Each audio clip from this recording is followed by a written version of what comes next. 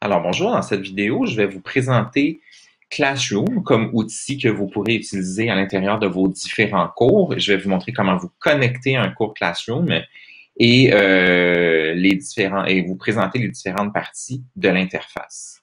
Alors quand vous êtes dans votre Google Drive, vous avez le petit tic-tac-toe sur lequel vous pouvez cliquer et dans le plus ici, vous allez voir l'icône Classroom apparaître. Alors, quand on clique sur Classroom, vous avez une fenêtre qui apparaît, vous avez l'adresse de courriel qui apparaît à cet endroit-là, donc une adresse élève dans ce cas-ci, et vous devez indiquer quel rôle vous jouez dans Classroom. Dans ce cas-ci, vous êtes élève, alors on clique sur élève. Et là, on entre directement dans l'interface de Classroom. Vous allez devoir vous inscrire à des cours. Il y a des enseignants qui vont vous envoyer des invitations pour leurs cours par courriel. Alors, vous allez recevoir un courriel, vous allez pouvoir cliquer sur le lien qu'on vous offre et ça vous permet de vous inscrire directement dans leur cours. Il y a d'autres profs, par exemple, qui vont vous donner des codes.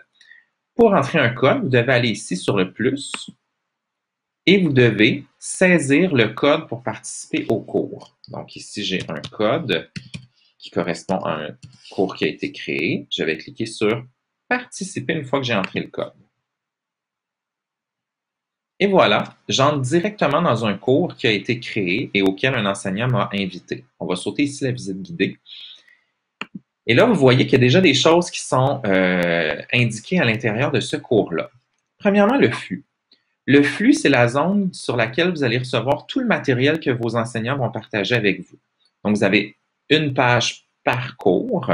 Alors, dans le petit menu ici qui ressemble à un petit hamburger, vous avez la liste de vos cours. Dans ce cas-ci, vous n'en avez qu'un seul.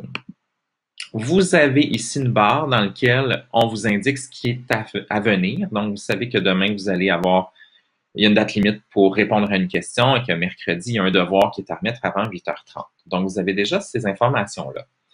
Donc, dans Classroom, qu'est-ce que vous pouvez avoir? Vous pouvez avoir des annonces, c'est-à-dire votre prof vous informe de quelque chose. Vous allez avoir une annonce avec un document peut-être qui va être consultable et parfois pas. Vous avez une barre pour lancer un commentaire. Alors, vous pouvez poser, par exemple, une question à votre enseignant. Et là, vous allez voir que quand j'ai cliqué sur poster, la question apparaît à cet endroit-là. Ici, c'est écrit élève 1, mais dans votre cas, ce serait votre nom et vous avez l'heure à laquelle ça a été posé. Vous pourriez répondre à un commentaire aussi. Une élève de votre classe a posé une question, vous connaissez la réponse, vous pourriez répondre aussi. Question. Une question, dans le fond, c'est comme si votre prof vous posait une question dans la classe, mais là, on vous demande de répondre par écrit. Alors, voici ma réponse, par exemple. Et une fois que c'est terminé, vous allez pouvoir envoyer votre réponse. Dans ce cas-ci, votre prof vous donne la possibilité de modifier parce que vous avez un bouton qui est apparu. Deuxième partie de réponse. Ça se peut que parfois vous n'ayez pas ce bouton-là. C'est votre prof qui va décider si vous avez le droit ou pas de modifier une réponse à une question qui a été posée. Et là, vous avez un devoir. Le devoir, c'est une activité dans laquelle vous allez devoir remettre quelque chose à votre prof. Alors, comment on fait pour ouvrir un devoir? Je vais cliquer sur « Ouvrir ». Et là, vous voyez, il y a une petite roue qui tourne. On est en train de générer le fichier qui va vous servir à faire votre devoir. Donc, votre prof a partagé un document avec vous. Le document, c'est document de travail 1.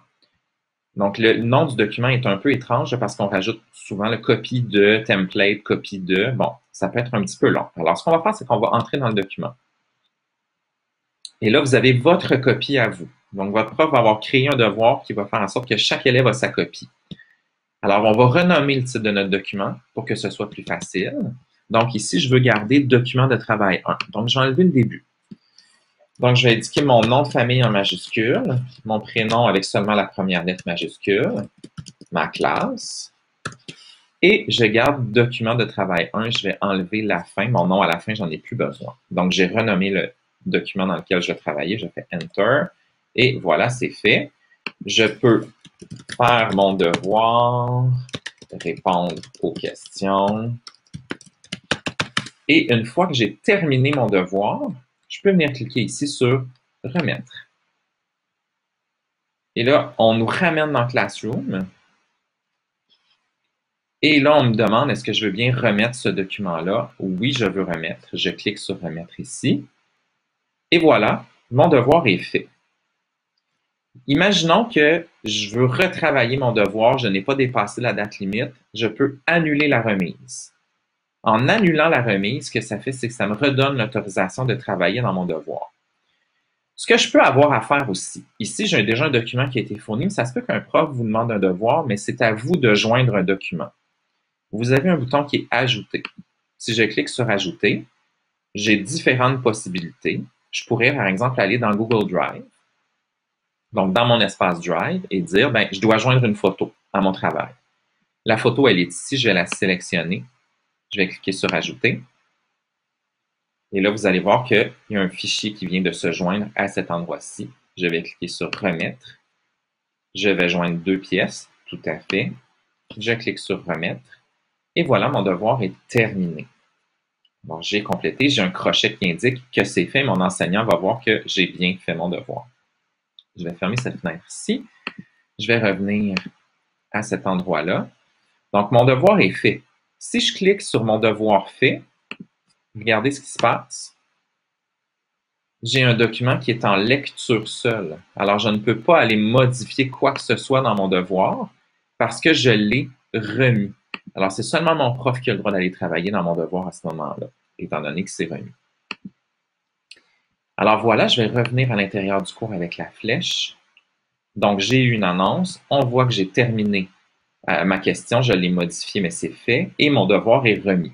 Alors voilà, vous avez les différents éléments reliés à votre cours Classroom qui vont vous permettre de bien travailler. Et vous avez un bouton ici qui vous permet, vous, de créer une publication que vous voulez partager avec votre classe. Donc, trouvailles pour le devoir 1.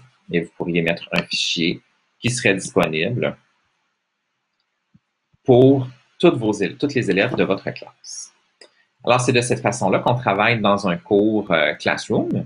Alors, j'espère que vous trouverez que cette interface vous donne un petit coup de pouce dans votre organisation et je vous souhaite une bonne journée.